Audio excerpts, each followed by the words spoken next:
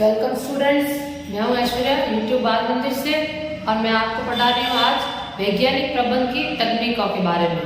कि वैज्ञानिक प्रबंध की जो तकनीकें हैं वो किसने बनाई है, तो वो ये जो वैज्ञानिक प्रबंध की तकनीक है ये टेलर के द्वारा दी गई है। टेलर ने अपने सालों के अनुभव से और एक्सपेरिमेंट से इन तकनीकों का निर्माण किया है, इन तकनीकों के बारे में सोचा है। यह तकनीक टेलर द्वारा निर्धारित की गई है जो कि उसके शोध कार्य पर आधारित है। जो उसने सालों से एक्सपेरिमेंट किए हैं उस पर आधारित ये तकनीक है जो एक टेलर ने निर्धारित की है या प्रतिपादन किया है या निर्माण किया है। देखिए ये इतनी सारी तकनीकें कुल मिला के 3-7 तकनीकें हैं जो टेलर ने दी है। पहली तकनीक है कार्यात्मक फोरमैनशिप यानी फंक्शनल फोरमैनशिप जिसे इंग्लिश में कहेंगे। इसमें इसने टेलर ने कहा है कि एक फैक्ट्री में या एक कारखाने में बहुत सारे कार्य करने होते हैं। अगर सिर्फ एक सुपरवाइजर कारखाने में रखा जाए तो उसको प्लानिंग भी करनी होगी, उसको उत्पादन भी करना होगा, उसको नियंत्रण भी करना होगा, उसको सारी व्यवस्थाएं भी देखनी होगी। तो एक जो फोरमैन होगा वो ये सारे कार्य अकेला नहीं कर सकता। फोरमैन के बारे में मैंने आपको पहले बताया था। निम्न स्तर का जो प्रबंधक होता है यानी जो सबसे 3 लेवल थे मैनेजमेंट में, एक उच्च स्तर वाला, एक मीडियम वाला और एक निम्न स्तर वाला। तो निम्न स्तर का जो प्रबंधक होता है उसको हम फोरमैन कहते हैं या सुपरवाइजर कहते हैं। तो एक कारखाने में जो सुपरवाइजर लगे हुए होते हैं तो यहाँ पे एक सुपरवाइजर जो होता है वो पूरे कारखाने को हैंडल नहीं कर सकता या संभाल नहीं सकता। तो टेलर ने इस तकनीक में ये कहा है कि हमें एक जो कारखाने को टेलर ने 2 भागों में बांटने की सलाह दी है और उसमें 4-4 फोरमैन रखने की सलाह दी है। टोटल एक फैक्ट्री में या एक कारखाने में टेलर ने 8 फोरमैन रखने की सलाह दी कि 8 सुपरवाइजर होने चाहिए जो अपने अपने फंक्शन में एक्सपर्ट हो, यानी जो अपने अपने काम में एक्सपर्ट हो। एक जना प्लानिंग करे, एक जना प्रोडक्शन पे ध्यान दे, दूसरा नियंत्रण पे ध्यान दे, तीसरा इंस्पेक्शन करे। इस तरह से इसने 8 फोरमैन बनाए हैं। तो इसके बारे में हम डिटेल से थोड़ी देर में पढ़ेंगे। कार्य का क्रमबद्धीकरण एवं सरलीकरण। इसमें टेलर ने एक तकनीक बनाई है जिसमें कार्य का स्टैंडर्डाइजेशन होना चाहिए। जैसे इसको इंग्लिश में कहते हैं स्टैंडर्डाइजेशन और सिंप्लीफिकेशन, कि कार्य को हमेशा स्टैंडर्ड तरीके से करें और सिंप्लीफिकेशन सरल तरीके से करें, कोई कॉम्प्लिकेशन ना हो, कंफ्यूजन ना रहे। कार्य को करते समय किसी भी तरह की कंफ्यूजन नहीं होनी चाहिए। कार्य को इतना सिंपल तरीके से करना है कि किसी को भी आसानी से समझ में भी आ जाए और वो करना भी आसान हो। और दूसरा, कार्य स्टैंडर्ड होना चाहिए, स्टैंडर्ड तरीके से। जैसे आप देख लो किसी भी बिस्किट का पैकेट, जैसे पार्ले जी बिस्किट के पैकेट देख लो, हर बिस्किट की क्वालिटी जो है सेम होती है। ना एक बिस्किट का पैकेट ज्यादा मीठा होता है ना दूसरा वाला फीका। सबकी क्वालिटी एक जैसी, सबकी पैकिंग भी एक जैसी और सबका जो ग्राम है वो भी सब बिस्किट के पैकेट का एक जैसा होता है। तो इसी को कहते हैं स्टैंडर्ड। ये स्टैंडर्डाइजेशन है कि सारे प्रोडक्ट एक जैसे बने, इस तरह की पूरी कोशिश करनी है। तो ये दूसरी टेक्निक है जिसमें प्रोडक्ट को स्टैंडर्ड रखा जाने की पूरी कोशिश की जाती है। इसको भी सारे टेक्निक हम डिटेल से पढ़ेंगे, पर मैं अभी आपको एक छोटे से इंट्रो दे रही हूँ। कार्य पद्धति अध्ययन यानी मेथड स्टडी जिसे कहेंगे। किसी कार्य को करने का सबसे अच्छा और सही तरीका कौन सा है, इसमें वो इस तकनीक में वो खोजा जाता है। जो भी कार्य फैक्ट्री में हो रहा है तो उस कार्य को सबसे आसान तरीका, सबसे कम लागत वाला तरीका और सबसे अच्छा तरीका खोजना मेथड स्टडी में आता है। यहाँ जो सुपरवाइजर होते हैं वो सबसे अच्छे से अच्छा तरीका ढूंढते हैं किसी कार्य को करने का, ताकि वो बहुत सर्वश्रेष्ठ ढंग से हो पाए। अगला है गति अध्ययन जिसे कहते हैं मोशन स्टडी। इसमें देखा जाता है कि कर्मचारी कितना मूवमेंट करते हैं काम करते समय, कि कितनी बार खड़े होते हैं, कितनी बार बैठते हैं कार्य करने के लिए, जहाँ एक कार्य करने के लिए कितनी बार आते हैं, कितनी बार जाते हैं। यह सब उनका पूरा मोशन देखा जाता है कि उनका मूवमेंट कितना है। जैसे फॉर एग्जाम्पल कंपनी में 10 कर्मचारी लगे तो प्रोडक्ट बनाते समय या कोई चीज बनाते समय कितनी बार उन्हें उठना पड़ता है। जैसे मशीन फिट करने का उनका काम है तो बार बार टूल्स ढूंढने के लिए उनको कितनी बार जाना पड़ता है, टूल्स लेने के लिए कितनी बार जाना पड़ता है। तो एक जो अच्छा फोरमैन होगा वो ये देखेगा कि इस मूवमेंट को ज्यादा से ज्यादा कम करने की कोशिश करता है। वो ये देखता है कि श्रमिकों को फालतू की चीजों को इधर उधर ढूंढना ना पड़े और वो अपने काम पर ज्यादा ध्यान दे। यानी आजकल ऐसी ड्रेसेस आती है जिसमें आगे एक बड़ा सा पॉकेट होता है, सारे टूल्स उसी में रखे जाते हैं ताकि जो वर्कर्स होते हैं उनको टूल्स को इधर उधर ढूंढना ना पड़े, वो आराम से अपनी जेब से टूल्स निकाले और यूज कर ले। अगर टूल्स को बार बार ढूंढने जाना पड़े तो उनका बहुत ज्यादा टाइम वेस्ट हो जाएगा। इस तरह से यहाँ पे जो सुपरवाइजर होता है वो ये कोशिश करता है कि इनका मूवमेंट कम से कम हो, मोशन कम से कम हो और वो ज्यादा से ज्यादा कार्य कर पाए। समय अध्ययन, टाइम स्टडी जिसे कहते हैं, इसमें जो फॉरमैन होंगे या जो प्रबंधक होंगे वो ये देखते हैं कि किसी भी कार्य को करने में कितना समय लगता है और देखा यह जाता है कि कम से कम समय वेस्ट हो, टाइम कम से कम वेस्ट हो और ज्यादा से ज्यादा उस समय में कार्य पूरा हो सके। अगला है विभेदात्मक पारिश्रमिक प्रणाली जिसे कहते हैं डिफरेंशियल पीस बेस्ड सिस्टम। ये थोड़ा अलग है। इसमें जो प्रबंधक होते हैं या जो सुपरवाइजर होते हैं वो अपने कर्मचारियों को पीस रेट वेज के हिसाब से बांट देते हैं। जैसे कुशल कर्मचारी और अकुशल कर्मचारियों के बीच में भेद करने के लिए जो होशियार कर्मचारी है, जो फुर्तीले कर्मचारी और जो कम फुर्तीले कर्मचारी उनमें यह भेद करने की तकनीक है। यानी इसमें कहा गया जैसे एक दिन में 10 प्रोडक्ट्स बनाने हैं, ये स्टैंडर्ड टारगेट रखा जाता है कि एक दिन में एवरेज पर्सन को 10 चीजें बनानी है। तो जो 10 से ज्यादा बना पाएगा वो होगा कुशल कारीगर, तो उसको इनाम दिया जाए, और जो 10 चीजें बना पाए वो एवरेज कारीगर है, उसको तो सैलरी देनी है जितनी वो लेना चाहता है या जितनी उसको दी जानी चाहिए उतनी देंगे। और जो 10 से भी कम बना पा रहा है मतलब वो अकुशल कारीगर है, तो उसकी थोड़ी वेतन काटी जाएगी ताकि वो डर की वजह से थोड़ा ज्यादा और अच्छे से कार्य कर सके, थोड़ा आलसी न रहे। कुछ लोग जो वर्कर्स होते हैं वो आलसी होते हैं, तो उनकी आलसीपन को हटाने के लिए इस तरह की तकनीक का उपयोग किया जाता है ताकि वो ज्यादा से ज्यादा कार्य कर सके। अब अगला है थकान अध्ययन। वर्कर्स काम करते समय कितना थक जाते हैं, उन्हें कितनी रेस्ट की जरूरत पड़ेगी, इसका अध्ययन करना।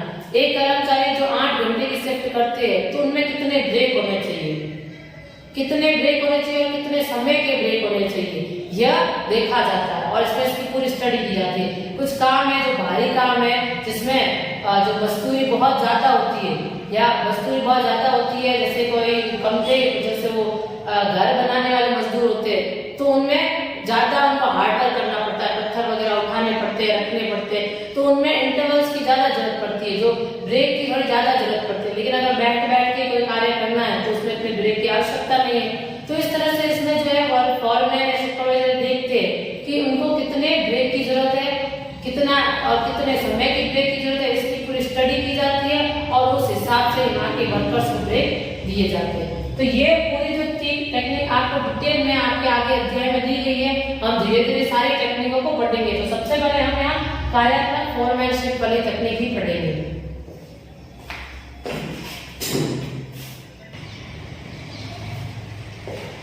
तो पहला है कार्यात्मक फॉरमैनशिप यानी फंक्शनल फॉरमैनशिप। इसमें कहा गया है कि कारखाना प्रणाली में फॉरमैन व प्रबंधक होता है जिसके सीधे संपर्क से श्रमिक प्रतिदिन आते हैं। अब से इसमें कहा गया कि कारखाना प्रणाली यानी ये जो पूरी कार्यात्मक फॉरमैनशिप है ये कारखाने के लेवल पर चलती है, यानी फैक्ट्री लेवल पर चलती है, क्योंकि श्रमिक फैक्ट्री में ही लगे हुए होते हैं। तो यह जो टेक्निक है ये कारखाने में ही काम आती है और वहां पे जो फॉरमैन होते हैं उनका सीधा संपर्क किससे होता है, श्रमिकों से, क्योंकि जो फॉरमैन होते हैं वो निम्न स्तर के प्रबंधक होते हैं और उनका सीधा कांटेक्ट जो होता है श्रमिकों से होता है। बाकी जो मध्य स्तर के या उच्च स्तर के जो फॉरमैन क्या कहते हैं प्रबंधक होते हैं उनका जुड़ाव सीधे श्रमिकों से नहीं होता है, सिर्फ फॉरमैन या सुपरवाइजर का जुड़ाव ही सीधे श्रमिकों से होता है। यह निम्न स्तर का प्रबंधक होता है, यानी सबसे नीचे स्तर वाला। यह केंद्र बिंदु होता है जिसके चारों ओर पूरा उत्पादन, नियोजन, विज्ञापन एवं नियंत्रण होता है। अब जो सुपरवाइजर है वो डायरेक्ट श्रमिकों से जुड़े हुए होते हैं, तो उत्पादन कार्य भी सीधा उनसे जुड़ा हुआ होता है, यानी श्रमिक जो भी उत्पादन करते हैं उस पर नियंत्रण करना, उत्पादन कितना हुआ है, उत्पादन किस तरह से हो रहा है, ये सारा जो कार्य है सुपरवाइजिंग का, ये सारा कार्य देखने का काम जो होता है फॉरमैन का ही होता है। फॉरमैन ही देखता है कि उत्पादन कैसे हो रहा है, कितना उत्पादन हो रहा है, वर्कर्स किस तरह से काम कर रहे हैं, उनको नियंत्रण कैसे करना है, ये सारी और उनसे कैसे काम करवा के लेना है। कारखाने की पूरी प्लानिंग भी जो नियोजन यहाँ पे लिखा हुआ है कि कारखाने की पूरी प्लानिंग भी यही करते हैं, यानी उत्पादन में जो जितनी भी प्लानिंग करनी होती है उत्पादन किस तरह से होगा, तो ये कारखाने की जो पूरी प्लानिंग है, कारखाने का जो पूरा काम है वो फॉरमैन ही करते हैं, सुपरवाइजर ही करते हैं। तो ये सारे कार्य जो है एक फॉरमैन करता है। तो एक फॉरमैन सारे कार्य तो नहीं कर सकता, मतलब वो प्लानिंग में भी एक्सपर्ट हो, फिर वो क्रिया फंक्शन में भी एक्सपर्ट हो, यानी क्रिया करवाने में एक्सपर्ट हो, नियंत्रण में भी एक्सपर्ट हो, वो वर्कर्स को ट्रेनिंग भी दे, प्रशिक्षण भी दे, तो सारे कामों में वो एक्सपर्ट नहीं हो सकता है। इसीलिए टेलर ने सुझाव दिया है कि एक फॉरमैन में सारे गुण नहीं हो सकते, वो सारे फंक्शन में एक फॉरमैन जो है एक्सपर्ट नहीं हो पाएगा। इसलिए टेलर ने एक सुझाव दिया है। टेलर ने सुझाव दिया कि पर्यवेक्षक या फॉरमैन सारे कार्य को पूरा नहीं कर सकता, इसलिए उन्होंने कारखाने को 2 भागों में बांटा। अब टेलर ने कहा कि सारे कार्य तो एक फॉरमैन नहीं कर पाएगा, इसलिए उन्होंने कहा कि कारखाने के सारे कार्यों को पहले 2 भागों में बांट दो। पहले कौन से 2 भागों में? एक नियोजन यानी नियोजन विभाग यानी प्लानिंग डिपार्टमेंट में, और क्रियान्वयन विभाग यानी प्रोडक्शन डिपार्टमेंट में। यानी पहले पूरे कारखाने के कामों को 2 भागों में बांटना है। एक भाग में सिर्फ प्लानिंग होगी और दूसरे भाग में प्रोडक्शन। यानी एक भाग में सब जो भी फॉर्मूले लगे हुए होंगे वो हर चीज का नियोजन करेंगे, प्लानिंग करेंगे, कार्य किस तरह से करवाना है, कैसे करवाना है, इस तरह की पूरी प्लानिंग करेंगे।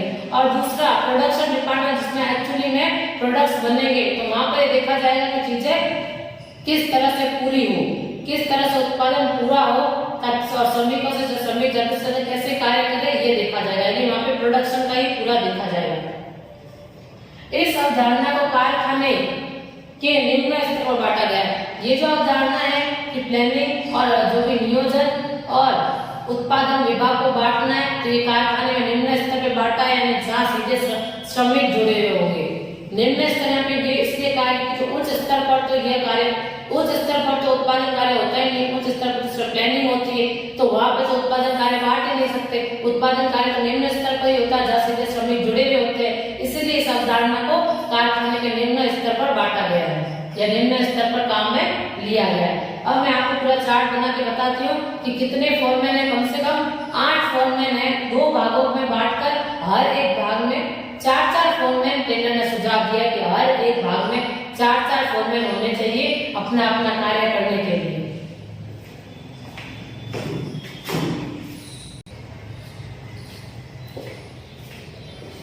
तो देखिए आप, कार्यात्मक फॉर्मैनशिप में कारखाना जो प्रबंधक है, यानी कि ये जो फॉर्मैनशिप है वो कारखाने के लेवल पर ही होती है, इसलिए यहाँ पे कारखाना प्रबंधक आ गया। कारखाने में एक मेन प्रबंधक होगा, यानी एक मेन मैनेजर होगा, और उस मैनेजर के अंदर 2 अधिकारी रहेंगे। एक अधिकारी रहेगा नियोजन अधिकारी यानी प्लानिंग मैनेजर, और दूसरा आएगा उत्पादन अधिकारी यानी प्रोडक्शन मैनेजर। यानी 2 तरह के अधिकारी कारखाना प्रबंधक के अंदर आएंगे। तो ये जो इसके अंदर 2 अधिकारी आएंगे और इन अधिकारी के अंदर 4-4 फॉर्मैन होंगे। ये जो अधिकारी होंगे इनके अंदर 4-4 फॉर्मैन आएंगे। पहला नियोजन अधिकारी के अंदर 4 फॉर्मैनशिप के नाम है निर्देशन कार्ड क्लर्क, कार्यक्रम क्लर्क, समय एवं लागत क्लर्क और अनुशासन क्लर्क। तो ये 4 फॉर्मैन जो है वो नियोजन अधिकारी के अंदर आएंगे, और उत्पादन अधिकारी के अंदर भी 4 फॉर्मैन आएंगे। पहला गति नायक, दूसरा टोली नायक, तीसरा मरम्मत नायक और चौथा निरीक्षण। ये 8 मिलकर श्रमिकों को सुपरवाइज करेंगे, यानी श्रमिकों से काम करवाएंगे, श्रमिकों को निर्देश देंगे।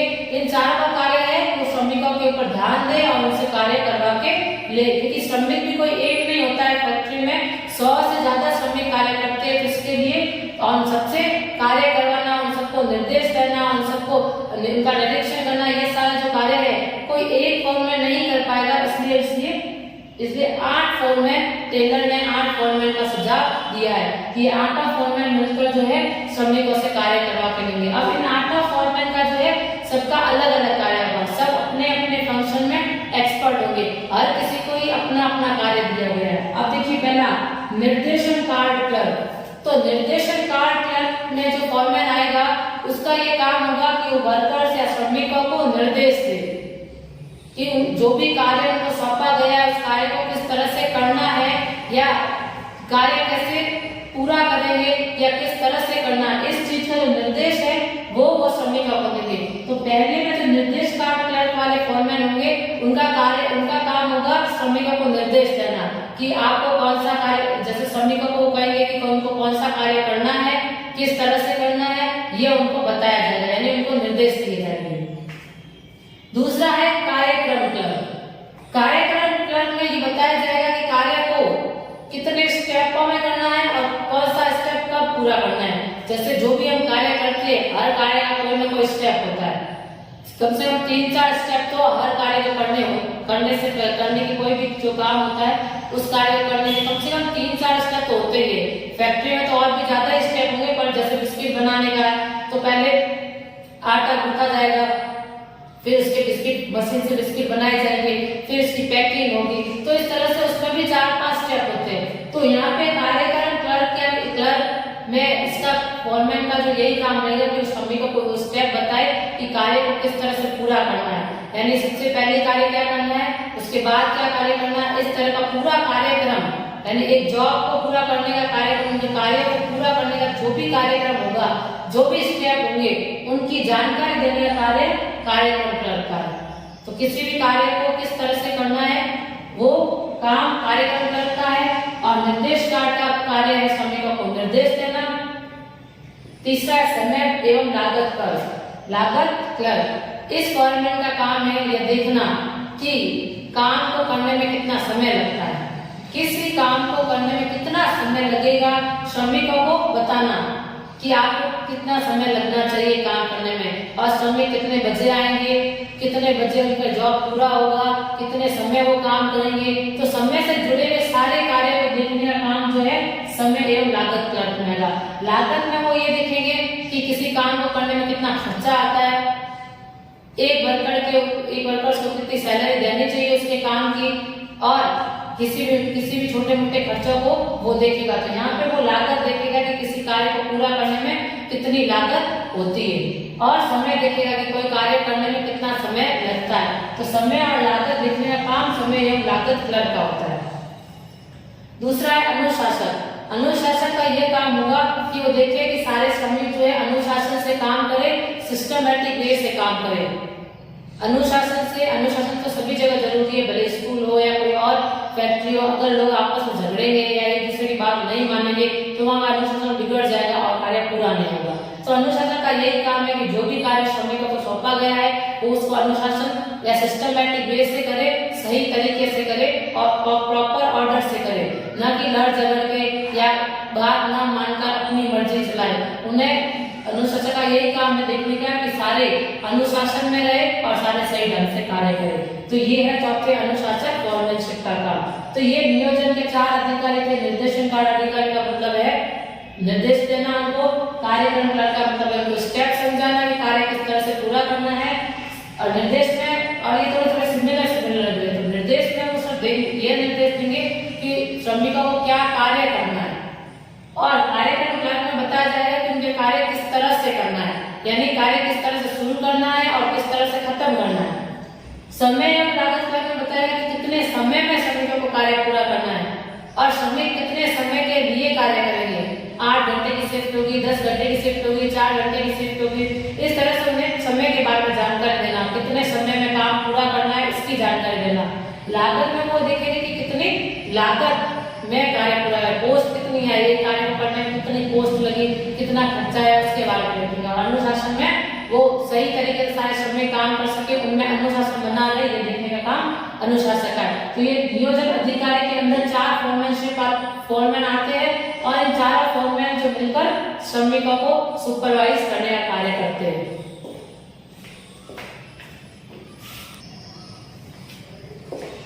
अब उत्पादन अधिकारी। उत्पादन अधिकारी में भी 4 फॉरमैन है। पहला फॉरमैन है गति नायक। तो गति नायक का ये काम होगा कि वो देखे कि काम सही समय पर पूरा हो, यानी जो वर्कर्स काम कर रहे हैं तो काम करते समय रुकावटें ना आए, किसी तरह की वो कोई परेशानी ना हो, काम जिस समय में पूरा होना चाहिए उस समय में पूरा हो, यह देखने का काम गति नायक का होता है। वो ये देखेगा कि टाइम या जो कार्य सही समय पर पूरा हो जाए ताकि संगठन के लक्ष्य या फैक्ट्री के लक्ष्य की प्राप्ति हो सके। दूसरा है टोली नायक। टोली नायक जो है इंतजाम करता है मशीनों का, साधनों का, जो भी कारखाने में श्रमिकों को कार्य करने के लिए जो भी साधन चाहिए उन सबका इंतजाम करने का कार्य टोली नायक का होता है। जैसे श्रमिकों को मशीनें चाहिए और टूल्स चाहिए, जो भी छोटे मोटे टूल्स चाहिए या और भी किसी तरह का साधन चाहिए तो वो उनको सही समय पर प्रोवाइड कराए, सही समय पर उनको दिलवाए ताकि वो अपना कार्य सही समय पर पूरा कर पाए। अब अगर टोली नायक सारी चीजों का इंतजाम सही समय पर नहीं कर पाया और वर्कर्स फैक्ट्री में आ चुके हैं तो उनको तो वेतन देना ही पड़ेगा, क्योंकि वर्कर्स तो वेतन लेंगे। तो इसलिए अगर वर्कर्स से हम एक फैक्ट्री मैनेजर या सुपरवाइजर काम नहीं करवा पाया, क्योंकि सारी चीजों का सही समय पर इंतजाम नहीं हो पाया, तो इससे क्या होगा, वर्कर्स फ्री बैठे रहेंगे, आराम करते रहेंगे, फिर इनको सैलरी देनी पड़ेगी, तो इससे प्रोडक्शन भी नहीं होगा और इससे फैक्ट्री का लॉस होगा। तो अगर इन सारे इसमें डोलिनाई का यही काम होता है कि वर्कर्स बिल्कुल भी फ्री ना बैठे, उनको जितने भी साधन की आवश्यकता है सही समय पर उनको सारे साधनों का इंतजाम करके दे। भले मशीनों की आवश्यकता है तो मशीनें ला कर दे, टूल्स की आवश्यकता है तो टूल्स ला के दे, बाकी किसी साधन की आवश्यकता तो वो भी सही समय पर ला के दे, ताकि वर्कर्स बिल्कुल भी फ्री ना बैठे, टाइम बर्बाद ना हो, समय वेस्ट ना हो और इससे फैक्ट्री का लॉस ना हो। अगला है मरम्मत न्याय। मरम्मत वर्ड से आप लोग समझ गए होंगे कि मरम्मत किसी चीज को रिपेयरिंग करना। तो मरम्मत न्याय का यही काम होता है कि वो चीजों को रिपेयर करवाएगा। जो अब एक फैक्ट्री है तो सारी उसमें मशीनें ही होगी, ज्यादा से ज्यादा एक फैक्ट्री में मशीनें होती है। कोई भी मशीन अगर खराब हो गई तो एक साथ 50 वर्कर जो है निकम्मे हो जाएंगे, वो बैठे रहेंगे कि मशीन सही नहीं है तो काम कैसे करेंगे। तो ये आधा से ज्यादा कार्य तो होता तो मशीन से ही है, तो मशीन अगर रुक गई तो वर्कर्स फ्री हो जाएंगे। तो इस तरह से मरम्मत न्याय का काम होगा कि जो भी मशीनें खराब होती है उनको रिपेयर करवाए, उनको सही समय पर रिपेयर करवाए, ताकि वर्कर्स का टाइम फ्री ना जाए। अगला है निरीक्षक। निरीक्षक का कार्य है कि जो भी चीजें बनती है उसका निरीक्षण करें, उसकी गुणवत्ता देखें कि चीजें उस हिसाब से बनी है, उस गुणवत्ता की बनी है जिस चीज की एक फैक्ट्री को या एक मानने की आवश्यकता थी। जैसे अगर बिस्किट बनाने का काम है तो बिस्किट की गुणवत्ता वैसी बनी है जैसी होनी चाहिए, या फिर गुणवत्ता बहुत ज्यादा खराब हो चुकी है, बिस्किट जैसे बनने चाहिए थे, पकने की जगह ओवरकुक हो गए, जल से गए थोड़े से, तो वो बिकेंगे नहीं। तो इस तरह से निरीक्षण ये देखेगा कि जो भी चीजें वहां पे बन रही है वो अपनी गुणवत्ता के जैसी बन रही है या नहीं है। जो स्टैंडर्ड एक प्रबंधन के द्वारा रखे गए थे कि इतनी गुणवत्ता वाली चीज तो ये होनी चाहिए वरना ये बिकेगी नहीं, तो गुणवत्ता उसमें है भी कि नहीं। ऐसा भी कभी कभी होता है कि जो वर्कर्स होते हैं वो अपना काम या अपना टारगेट पूरा करने के लिए बहुत ज्यादा फटाफट कार्य करते हैं और चीजों की गुणवत्ता थोड़ी खराब कर देते हैं। इसलिए निरीक्षण का यही कार्य है कि वो इन चीजों की गुणवत्ता को वापस देखे कि वो कितनी सही बनी है और कितनी नहीं बनी है, क्योंकि अगर चीजों की गुणवत्ता खराब हो गई तो कंपनी का नाम खराब हो जाएगा। इसलिए गुणवत्ता आज के जमाने में गुणवत्ता सबसे ज्यादा जरूरी है। किसी चीज में अगर गुणवत्ता अच्छी नहीं है या उसकी क्वालिटी खराब है तो लोग जो है उस वस्तु को खरीदना पसंद नहीं करते। इसलिए निरीक्षण का सबसे इम्पोर्टेंट काम है कि वो देखे, वो ये निरीक्षण करे कि जो चीजों की गुणवत्ता अच्छी से अच्छी हो। तो ये 4 फॉर्मैन थे उत्पादन अधिकारी में। ये 4 फॉर्मैन उत्पादन अधिकारी में आएंगे जो सीधा उत्पादन का कार्य देखेंगे। ये अधिकारी जो थे वो प्लानिंग का कार्य देखते थे, नियोजन का कार्य देखते थे। वो प्लानिंग, वो जो है उत्पादन के लिए प्लानिंग करते थे कि कार्य किस तरह से करना है, कैसे करना है, वो देखते थे। और वो सीधे उत्पादन से जुड़े हुए होते कि उत्पादन कहीं रुके नहीं, इसके लिए वो सारे कार्य करते हैं। गति न्याय का काम है कि काम सही समय पर पूरा करवाना। टोली न्याय का काम है कि इंतजाम करके देना मशीनों का, टूल्स का, ताकि कोई भी वर्कर्स खाली ना बैठे, फ्री ना बैठे। मरम्मत न्याय का काम है कि कोई भी चीज अगर खराब हो जाए तो उसको मरम्मत करके दे। और निरीक्षण का काम है कि जो चीजें बन रही है उसकी गुणवत्ता देखे और गुणवत्ता का उत्तरदायी बने कि वो चीजें बिल्कुल सही बने। तो इस तरह से ये 8 फॉर्मैन है और ये 8 फॉर्मैन ही श्रमिकों को सुपरवाइज करते हैं और श्रमिकों से काम करवा के लेते हैं। तो ये है पूरा कारखाना प्रबंधन का पूरा एक चार्ट है जिसे मैंने बारी बारी आपको समझाया है।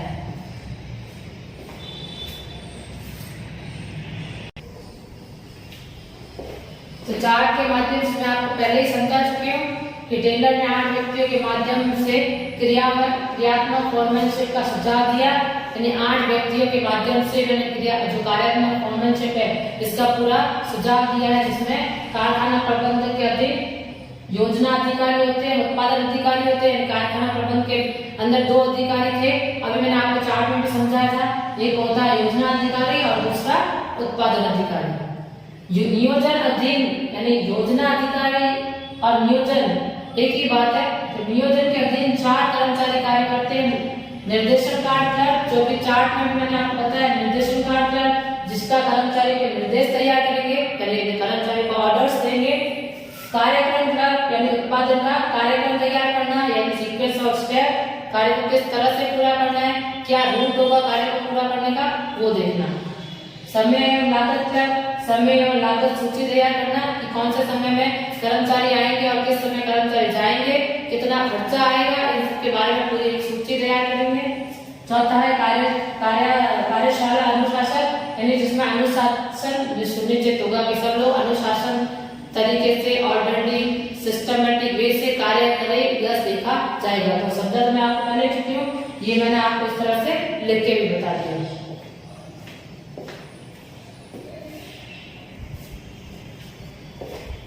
और ये है उत्पादन अधिकारी के अधीन। उत्पादन अधिकारी के अधीन की चार थे, गति न्याय, टोली न्याय, मरम्मत न्याय और निरीक्षक कार्य। निरीक्षक गति न्याय का कार्य समय पर पूरा करने की जिम्मेदारी होती है गति न्याय की, कि कार्य को सही समय पर पूरा करवाए। टोली न्याय का काम था कि मशीनों, टूल्स और बाकी साधनों का इंतजाम करे ताकि कार्य को पूरा करने में कोई कठिनाई न हो, वर्कर्स फ्री न बैठे, किसी भी समय की बर्बादी न हो, तो सही समय पर सारे साधनों का इंतजाम करना। मरम्मत न्याय का काम था कि मशीन को कार्य के योग्य रखने की जिम्मेदारी, जो मशीन है जो खराब हो चुकी है उनको सही समय पर रिपेयर करना है ताकि वो कार्य करने के लायक हो। निरीक्षक का काम था कि कार्य की गुणवत्ता की जांच करने में उत्तरदायी, यानी कार्य किस गुणवत्ता का हुआ है, कार्य की गुणवत्ता की जांच करने का कार्य निरीक्षक का था, कि जो भी फैक्ट्री में कार्य हो रहा है उसकी गुणवत्ता कैसी है, कितना कार्य कितने सर्वश्रेष्ठ ढंग से हुआ है, कितना अच्छा हुआ है, ये सारा काम देखने की जिम्मेदारी निरीक्षक की थी। तो ये चार अधिकारी उत्पादन अधिकारी के अधीन आएंगे।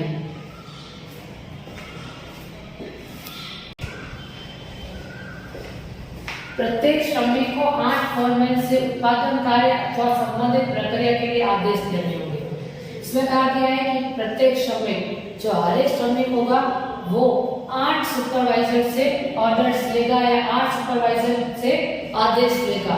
किससे संबंधित, जो उत्पादन कार्य अथवा संबंधित जो भी उत्पादन से जुड़े हुए जो भी कार्य होंगे तो उसके लिए वो आदेश 8 फॉरमैन से लेगा। एक फॉरमैन कैसा होना चाहिए, किस तरह का होना चाहिए, तो एक वह बुद्धि, शिक्षा, चातुर्य, निर्णय, स्थिरता, विशिष्ट ज्ञान, शारीरिक दक्षता एवं ऊर्जा, ईमानदारी तथा अच्छा स्वास्थ्य वाला होना चाहिए। एक फॉरमैन में कैसे होना चाहिए, मतलब उसका शिक्षा का ज्ञान भी होना चाहिए, वो फुर्तीला भी होना चाहिए, ऊर्जावान होना चाहिए, ईमानदार होना चाहिए, उसका स्वास्थ्य भी अच्छा हो, वो बलवान भी हो, ताकतवर भी हो, और उसमें बुद्धि और चातुर्य भी होना चाहिए, तेज दिमाग वाला भी होना चाहिए। तो ये सारे गुण एक फॉर्मूले में नहीं मिल सकते, ये गुण जो बहुत ज्यादा है जो एक फॉर्मूले में नहीं मिल सकते, इसलिए यहाँ पर 8 फॉर्मूले का सुझाव दिया गया है। तो इतने गुण किसी एक व्यक्ति में नहीं हो सकते, इसलिए 8 फॉर्मूले की टीम होती है। सारे गुण एक फॉर्मूले में नहीं होते, इसलिए 8 फॉर्मूले की टीम बनाई गई है और सभी को उनकी गुणवत्ता के आधार पर कार्य सौंपा जाता है। और जो फॉरमैन जिस काम में कोई तेज बुद्धि वाला है तो उसको पहले का कार्य देंगे, तो कोई ताकतवर है या उसका स्वास्थ्य अच्छा है, फुर्तीला है, तो उसको उत्पादन कार्यक्रम में डाला जाएगा, उत्पादन कार्यक्रम दिया जाएगा। इस तरह से जिस फॉर्मूले में जैसी गुणवत्ता है उस आधार पर उनको फंक्शन या कार्य सौंपे जाएंगे। तो ये था पूरा कार्यात्मक प्रणाली, जो पूरी कारखाना प्रणाली का पूरा स्ट्रक्चर था, जिसमें हमने फंक्शनल फॉर्मनशिप या कार्यात्मक फॉर्मनशिप का पूरी टेक्निक को पढ़ा। इसमें मेनली यही था कि सारे कार्य जो कारखाने का जो कार्य है वो सारा एक फॉर्मैन या एक सुपरवाइजर नहीं कर सकता, इसलिए सारे कार्य को करने के लिए 8 सुपरवाइजर रखे गए हैं। 8 सुपरवाइजर अपने अपने फंक्शन में एक्सपर्ट होते हैं और अपना अपना कार्य श्रमिकों से करवा के लेते हैं। श्रमिक जो होंगे वो इन्हीं 8 फॉर्मैन से आदेश लेंगे और कार्य को पूरा करेंगे। ये 8 फॉर्मैन जो होंगे अपना इनके पास विशिष्ट ज्ञान होगा और अपने कार्य को ईमानदारी से पूरा करेंगे। तो ये था पूरा कार्यात्मक फॉर्मैनशिप की पूरी तकनीक जो कारखाने प्रणाली में काम में आती है और कारखाने प्रणाली में बहुत ही उपयोगी साबित होती है। तो ये पूरी एक टेक्निक थी और अब हम दूसरी टेक्निक समझाएंगे इसके बाद अगली वीडियो में। ठीक है।